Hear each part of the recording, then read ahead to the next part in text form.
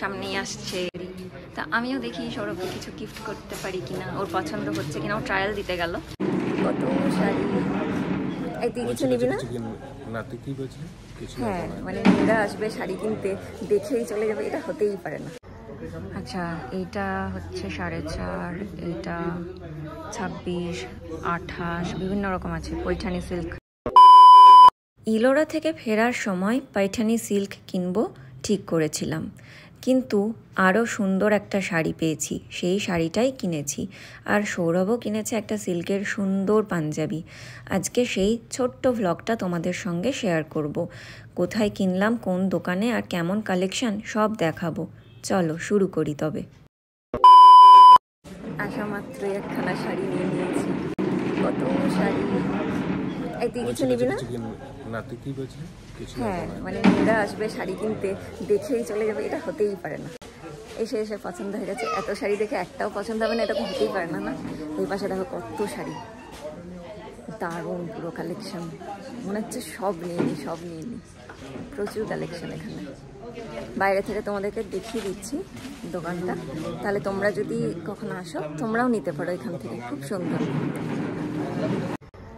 আচ্ছা, এইটা হচ্ছে 4.5, এইটা 26, 28, বিভিন্ন রকম আছে। পৈঠানি সিল্ক দেখতে এসছি, কত রকম আছে দেখো,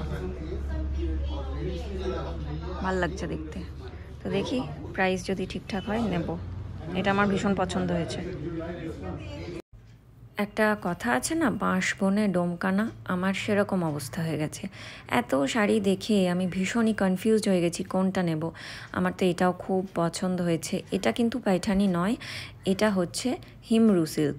তো হিমরু, পাইঠানি এগুলো ওখানকার ট্র্যাডিশনাল শাড়ি মহারাষ্ট্রের। তো আমার তো বহুদিন নেওয়ার ইচ্ছে ছিল, ফাইনালি আমি এইটা চুজ করেছি। দেখো রঙটা কি সুন্দর, আর সারা বডিতে কাজ করা আছে। আঁচলটাতেও ঠাসা কাজ, আর সুন্দর একটা ব্লাউজ পিস দেওয়া আছে। তো সেটা ভালো করে বানাতে হবে।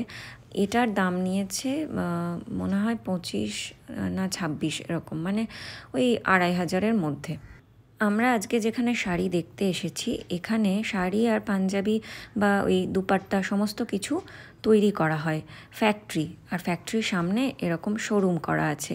তো এখানে আমরা যে দামে পাচ্ছি, এগুলো কিন্তু মহারাষ্ট্রের বাইরে বা ফ্যাক্টরির বাইরে অনেক বেশি দাম।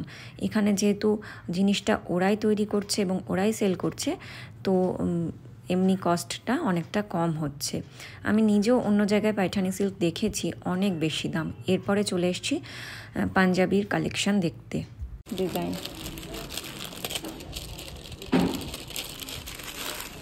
এই যে একটা ব্ল্যাকও দেখছি, এটাও সুন্দর, এটাও ভালো লাগবে পরলে। ব্ল্যাকের উপর ব্ল্যাক, প্রতিটাতেই তাই, যে কালারটা রয়েছে সেটা দিয়েই কাজ। अच्छा तो सही लग रहा है। कौन सा ये ब्लैक बेस्ट है। সৌরভের পছন্দ হয়েছে ব্ল্যাকটা, আর আমার পছন্দ হয়েছে এইটা। তো ও বলছে এটা বেশি চকচক করবে। व्हाइट या क्रीम ट्राउजर अच्छा रहेगा। তাহলে এটাই নে, ব্ল্যাকটাও ভালো লাগছে দেখতে। সামনেই আসছে অ্যানিভার্সারি, তা আমিও দেখি সৌরভকে কিছু গিফট করতে পারি কিনা, ওর পছন্দ হচ্ছে কিনা। ও ট্রায়াল দিতে গেল, তাহলে আমাকে ও শাড়ি আর আমি ওকে পাঞ্জাবি গিফট করব। এই যে সৌরভ ট্রায়াল দিয়ে চলে এসছে, খুব সুন্দর লাগছে। হ্যাঁ হ্যাঁ অবশ্যই, হ্যাঁ এটা নিয়ে নাও, খুব সুন্দর ফিটিংসটাও সুন্দর। হ্যাঁ, অত বেশি টান টান পাঞ্জাবিতে না, বেশি স্লিম ফিটটা ভালো লাগে না, ভালো লাগছে পরে।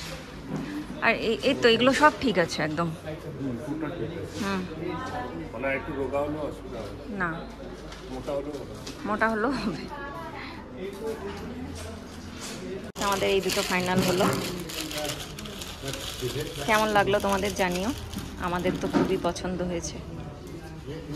সমস্ত শাড়িগুলো এখানেই বোনা হয়, এ দেখো এপাশে ওপাশে। তো ওনারা যেহেতু নিজেরাই তৈরি করেন, ডিজাইনও ওনাদের নিজস্ব। এই শাড়িটা দেখো কি সুন্দর, বাইরেই যেটা রয়েছে।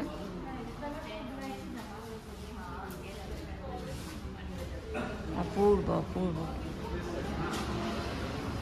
এখান থেকে আমরা কিনলাম শাড়ি আর পাঞ্জাবি।